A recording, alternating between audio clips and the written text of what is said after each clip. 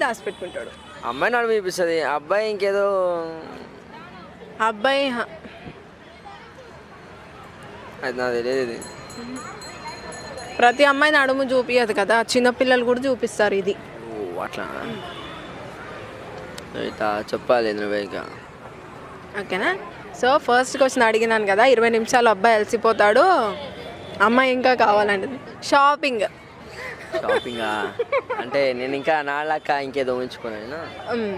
ఇదేమో అమ్మాయి చూపించుకుంటుంది, అబ్బాయి దాచిపెట్టుకుంటాడు అన్నాను కదా. వాలెట్. అమ్మో బాగానే ఉన్నారు మీకాడ. హాయ్ సార్, మీ పేరు? నా పేరు రాంప్రసాద్. ఓకే రాంప్రసాద్ గారు, కొన్ని లాజికల్ క్వశ్చన్స్ అడుగుతాను. అబ్బాయి 20 నిమిషాలు అలసిపోతాడు, అమ్మాయి ఇంకా కావాలంటుంది, ఏంటది?